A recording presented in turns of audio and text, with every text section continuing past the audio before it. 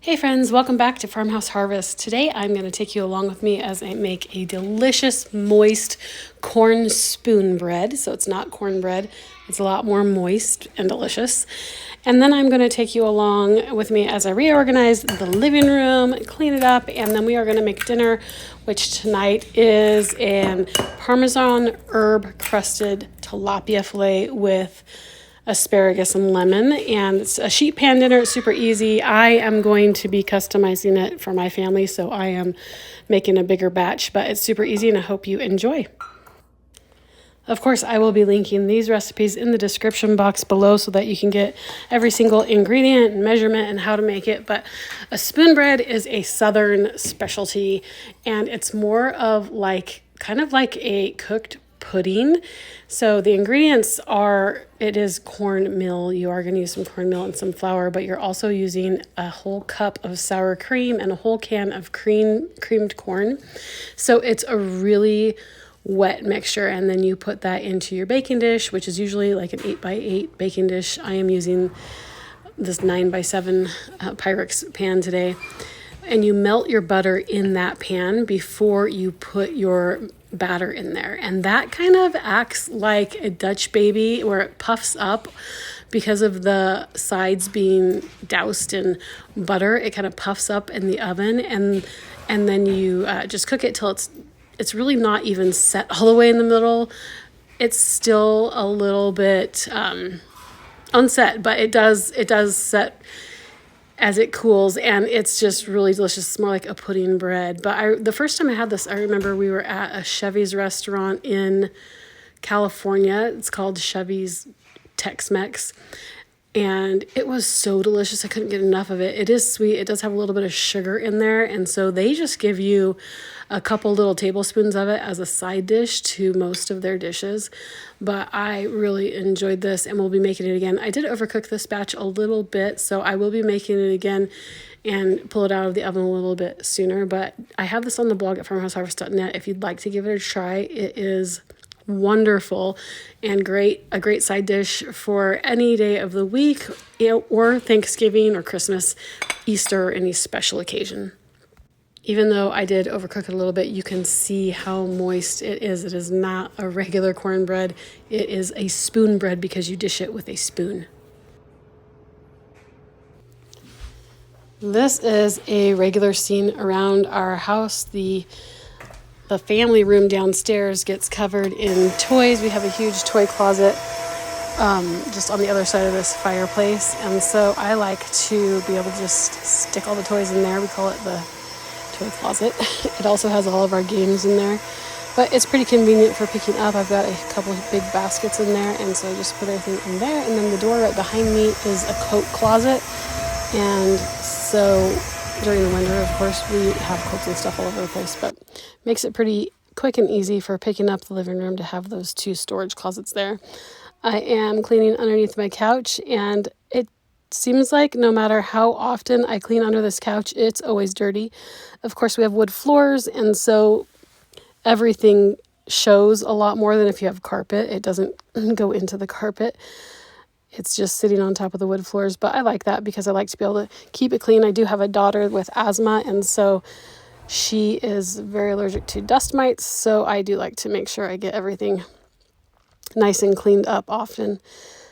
Another spot around here that gets really dirty is this window seat. I love the window seat. I love the idea of a window seat, but my canine, we have a big poodle, or she's an Aussie doodle. She loves to get up on this window and kind of perch there like a lion or something looking over her domain. And unfortunately, she gets it pretty dirty, and she's scratched up the paint, which I need to replace. Okay, so this love seat, it's a big love seat, was in between our dining room and our living room, and it kind of blocked it off. I wanted to open it up so that it was more open between the dining room and the living room. So I moved this in front of the window seat, which some of my kids didn't like because they like to be able to sit on the window seat. But I just like having it open, and I like to switch things up every once in a while. There's always dog nose drippings.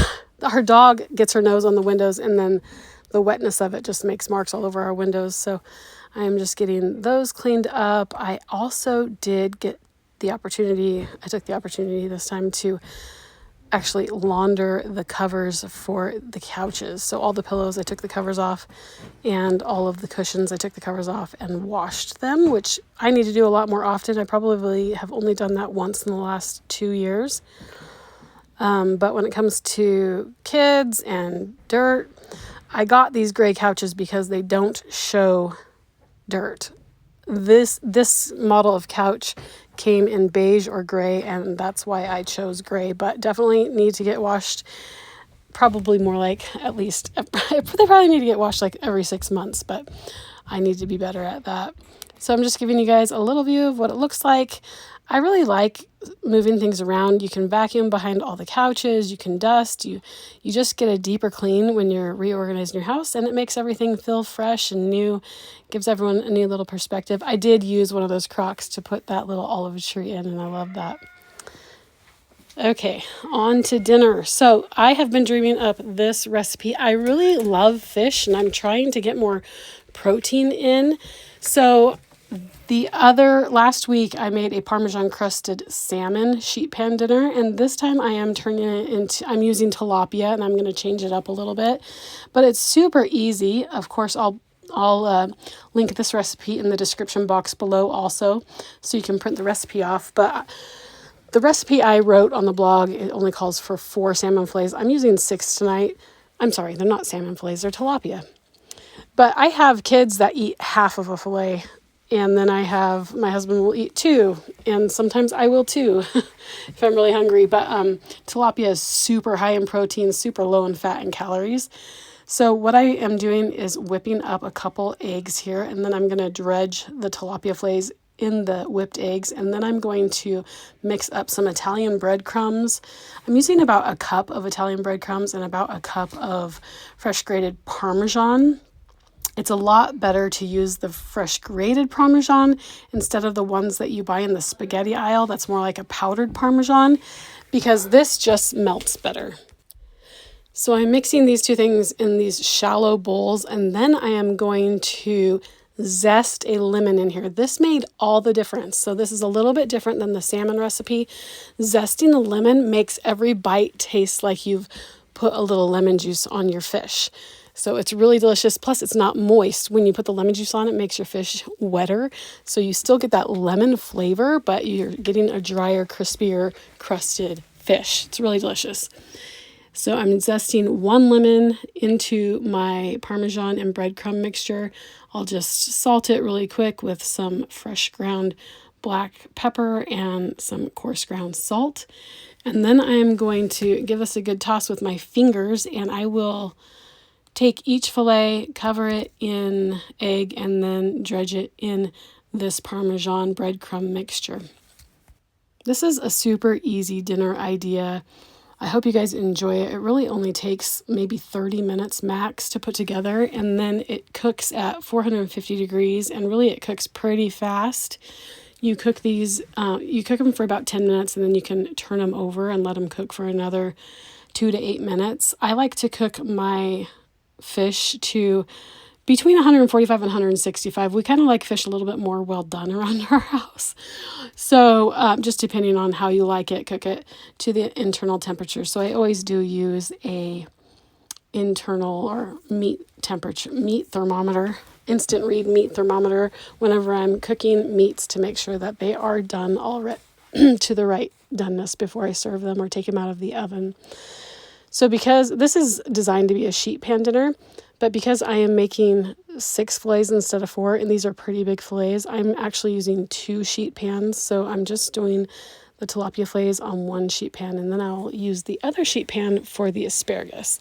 Honestly, this turned out so much better than I thought it would, because that same lemon that I used to zest the breadcrumbs for the fish Parmesan mixture, I sliced that up, and then I put it on top of the asparagus, drizzled it all with a little bit of olive oil, cracked some fresh pepper on there, and a little bit of coarse ground salt, gave it a toss with my hands, and then both of these get roasted in the oven at 450 degrees.